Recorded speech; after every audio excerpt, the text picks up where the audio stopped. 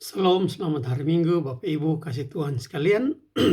Saya percaya kebanyakan dari kita tadi telah mengikuti, walaupun secara online, perjamuan kudus yang dilayani, dipimpin oleh uh, Gembala Sidang kita, Senior Minister Bapak Pendeta David Campbell. Dan saya percaya oleh kuasa Roh Kudus, kita semua, jiwa kita semua sudah disegarkan oleh perjamuan kudus yang melambangkan akan pengorbanan Tuhan Yesus Kristus, di mana tubuhnya dipaku di atas kayu salib dan darahnya ditumpahkan supaya dosa kita semua ditebus dan kita diselamatkan dari hukuman Allah yang kekal oleh karena dosa-dosa kita. Nah, Bapak Ibu kasih Tuhan sekalian, kita ingat tadi pagi Pendeta Campbell telah membawakan renungan bagi kita sehubungan dengan perjamuan kudus yang kita uh, ambil bagian di dalamnya, walaupun dari rumah masing-masing, yaitu cerita tentang Tuhan Yesus, pertemuan Tuhan Yesus dengan dalam Injil Matius pasal 15 ayat 21 sampai 28, diberikan judul itu adalah pertemuan Tuhan Yesus dengan perempuan Kanaan yang kemudian menjadi percaya. Sedangkan cerita yang sama ada juga dalam Injil Markus pasal yang ke-7 ayat 24 dan ada 24 sampai 30 yang diberikan judul perempuan Siro-Fenesia yang percaya. Jadi memang perempuan ini adalah perempuan asing, tidak berasal dari bangsa Yahudi, umat yang paling tidak waktu itu diakui sebagai umat pilihan Tuhan, karena memang Tuhan memilih mereka untuk menurunkan juru selamat kita, Yesus Kristus, lewat bangsa Yahudi. Nah, Bapak Ibu kasih Tuhan sekalian, kita melihat percakapan itu. Perempuan ini datang dan meminta supaya Tuhan Yesus menyembuhkan anak perempuannya yang kerasukan setan. Itu kita baca dalam Injil Matius 15 ayat yang ke-22. Lalu dalam ayat yang ke-23, Injil Matius pasal 15 ayat yang ke-23, dikatakan bahwa murid-murid Tuhan Yesus datang kepada meminta kepada Tuhan Yesus supaya menyuruh ia pergi, menyuruh perempuan itu pergi, supaya jangan terus mengikuti Yesus dengan berteriak-teriak memohon kesembuhan bagi anak perempuannya yang kerasukan setan. Ini menunjukkan bahwa menurut murid-murid Tuhan Yesus pada waktu itu dan orang Yahudi umumnya, Mesias itu datang untuk menyelamatkan orang-orang Yahudi, bukan bangsa-bangsa yang lain yang tidak percaya kepada Tuhan sebagaimana yang diajarkan oleh Musa. Nah, tetapi perempuan itu terus datang.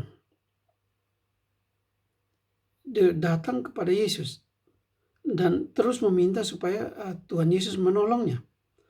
Nah, tetapi sebelumnya Tuhan Yesus menjelaskan pada murid-muridnya bahwa ia diutus juga kepada domba-domba yang hilang dari umat Israel. Artinya orang yang bangsa yang telah pergi dari Allah dan pergi dari Allah dan menjadi tidak percaya lagi kepada Tuhan. Apakah mereka itu datang dari latar belakang Israel maupun tidak. Nah, Bapak Ibu kasih Tuhan sekalian, tetapi perempuan itu tetap bertekun di dalam permohonannya kepada Yesus untuk menyembuhkan anaknya. Dia datang ayat 25, dia menyembah Tuhan Yesus dan mengatakan, Tuhan tolonglah aku. Tolonglah aku. Dia perempuan ini menunjukkan imannya kepada Yesus walaupun dia bukan orang Yahudi. Dia mengatakan lebih dulu dalam ayat yang ke-22 dia menyebut Yesus sebagai anak Daud. Artinya dia percaya bahwa Yesus ini Mesias. Entah dia mendengar dari siapa, kita tidak tahu. Tuhan mempunyai cara untuk memperkenalkan Yesus kepada siapapun yang Tuhan kehendaki dari bangsa apapun. Itu yang kita bisa pelajari di sini. Nah, Tuhan Yesus berkata pada perempuan itu, ayat 26, tidak patut mengambil roti yang disediakan bagi anak-anak dan melemparkannya kepada anjing. Lalu perempuan itu menjawab, benar Tuhan, namun anjing itu makan remah-remah yang jatuh dari meja tuannya. Itu ayat yang ke-27. Apa yang Tuhan Yesus maksudkan di sini? Saya percaya Bapak Ibu mendengarkan penjelasan Pendeta Campbell bahwa dalam bahasa asli Alkitab, bahasa Yunani, kata anjing di sini tidak menunjuk, terutama tidak menunjuk kepada anjing-anjing liar yang berkeliaran di pasar, di jalanan, dan sebagainya pada masa itu. Dan kita tahu di beberapa tempat di dunia, tidak seperti kita di Australia, anjing juga bisa berkeliaran sembarangan kemanapun dan memakan kotoran dan sebagainya, dan menjadi tidak sehat dan sebagainya. Tetapi saya pernah Pendeta Campbell menjelaskan, dan saya memang pernah membaca penjelasan dari beberapa ahli perjanjian baru, bahwa yang dimaksud anjing sini adalah anjing binatang atau anjing peliharaan yang baik di rumah. Seperti kita menyebutnya pet dalam bahasa Inggris. Ya. Jadi binatang peliharaan yang cukup bersih, yang selalu berada di rumah, dan bisa kadang-kadang makan dalam waktu yang hampir bersamaan dengan tuan rumah, tetapi tentu tidak makan di meja makan, di atas meja makan seperti tuan rumah dan anak-anaknya, keluarganya. Harus menunggu sampai mereka menunggu di bawah meja sampai tuan rumah melemparkan roti atau makanan apapun kepada anjing-anjing peliharaan ini supaya mereka memakannya. Nah, apa yang Tuhan Yesus maksudkan ialah kamu secara fisik kan bukan masuk ke dalam keluarga biologis dari Abraham, orang pilihan Allah itu. Bukan keturunan atau bukan orang Yahudi seperti keturunan Abraham, seperti murid-murid Tuhan Yesus dan juga orang-orang Yahudi yang lain. Dan perempuan ini menjawab, Bapak Ibu sekalian, seperti yang saya bacakan tadi dalam ayat ke-27 dari Injil Matius pasal 15, benar Tuhan, namun anjing itu makan remah-remah yang jatuh dari meja tuannya.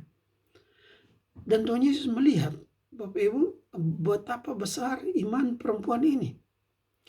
Jadi ketika murid-murid Tuhan Yesus dan orang-orang Yahudi yang lain masih tidak memahami tulisan-tulisan dalam perjanjian lama yang mengatakan bahwa keselamatan itu memang lebih dulu datang lewat orang Yahudi, karena Yesus sendiri adalah orang Yahudi, tetapi juga Allah tujukan untuk diberikan, keselamatan itu diberikan kepada semua bangsa yang lain.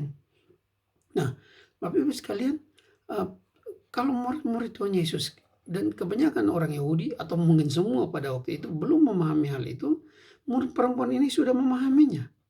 Dia dengan rendah hati mengatakan, ya, seolah-olah mengatakan pada Tuhan Yesus, ya memang saya ini tidak termasuk secara fisik ke dalam keluarga Allah yang adalah umat pilihan keturunan Abraham.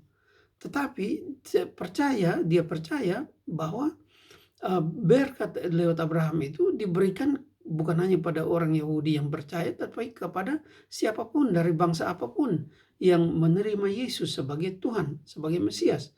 Dan oleh sebab itulah perempuan ini dipuji, dalam tanda kutip dipuji oleh Yesus, mengatakan dalam ayat 28 dari Matius 15, hai ibu, besar imanmu, jadilah kepadamu seperti yang kau kehendaki.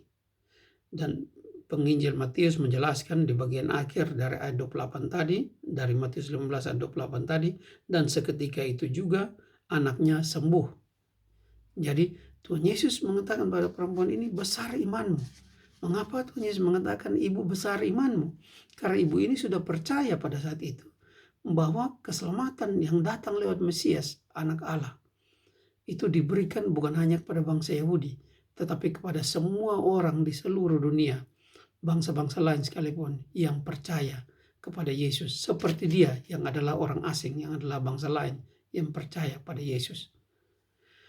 Bapak Ibu sekalian, kita ingat Pendeta Campbell mengatakan tadi bahwa kita bersyukur kepada Tuhan bahwa yang disediakan bagi kita oleh Tuhan lewat perlambang perjamuan kudus bukan hanya roti yang remah-remah, roti yang jatuh dari meja makan keluarga yang bersangkutan, tetapi adalah satu perjamuan yang agung, yang sebenarnya intinya adalah tubuh Yesus dan darah Yesus sendiri yang diberikan bagi semua orang yang percaya, dari bangsa, suku bangsa apapun, dari warna kulit apapun, dari latar belakang agama apapun, asalkan kemudian menjadi percaya bahwa Yesus adalah juru selamat dan menjadi pengikut Tuhan Yesus Kristus. Nah, Bapak Ibu sekalian, dengan demikian kita mengerti bahwa seperti yang Rasul Paulus berkali-kali mengajarkan dalam surat-suratnya, bahwa di dalam Kristus tidak ada orang Yahudi, tidak ada orang Yunani, tidak ada perempuan, tidak ada laki-laki, siapapun yang percaya pada Kristus akan menerima janji keselamatan lewat Abraham dahulu dan akan mengambil bagian dan harus mengambil bagian pada saat ini dalam perjamuan-perjamuan kudus yang diselenggarakan oleh Tuhan Yesus lewat gereja-gerejanya. Dan nanti seperti janji Tuhan Yesus akan mengambil bagian dalam perjamuan agung bersama Dia di dalam kerajaan Bapaknya. Bapak Ibu kasih Tuhan sekalian, kita mungkin ingat bahwa dalam Injil Lukas pasal 13 ayat yang ke-29 Tuhan Yesus mengatakan bahwa orang akan datang dari timur dan barat dan dari utara dan selatan dan mereka akan duduk di dalam kerajaan, duduk makan di dalam kerajaan Allah. Jadi mengikuti perjamuan, kita ingat di akhir masa waktu-waktu terakhir sebelum Tuhan Yesus disalibkan di dalam perjamuan kudus bersama murid-muridnya, Tuhan Yesus mengatakan, mulai saat ini aku tidak akan minum lagi pokok anggur ini sampai aku meminumnya, yaitu yang baru bersama kamu di dalam kerajaan Bapakku. Tuhan Yesus menjanjikan Bapak Ibu sekalian, bagi kita semua yang seperti perempuan Syro-Fenisia yang percaya ini, seperti perempuan Kanaan yang percaya ini, percaya sungguh-sungguh bahwa berkat Allah lewat Mesias, anaknya yang tunggal, lewat keturunan Abraham yang sejati, yaitu Yesus Kristus, adalah juga berkat bagi kita semua, berkat keselamatan bagi kita semua dari latar belakang apapun kita. Maka kita pun akan mengambil bagian dalam perjamuan kudus bersama Tuhan Yesus di dalam kerajaan Bapaknya ketika Ia datang untuk kedua kalinya.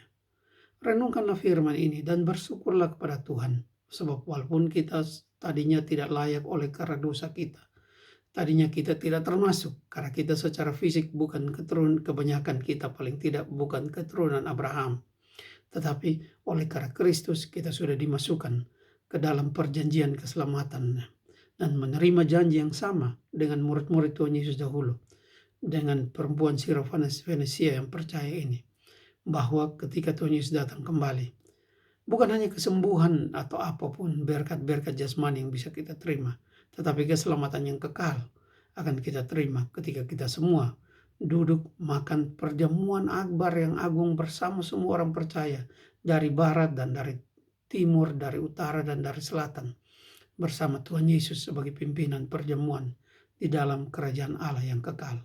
Renungkan semua ini Bapak Ibu, lewati masa-masa yang agak sulit ini oleh karena lockdown, oleh karena berbagai pembatasan yang membuat kita tidak bisa bergerak bebas oleh karena merebaknya penyebaran virus corona, terutama Delta strain ini. Dan renungkan ini semua untuk mendapatkan penghiburan yang kekal dari Tuhan, penghiburan yang sejati, yang dunia memang tidak bisa berikan, tetapi yang bisa kita terima di dalam Tuhan Yesus, Juru Selamat bagi bangsa apapun, termasuk bagi kita semua. Tuhan Yesus memberkati. Selamat hari Minggu.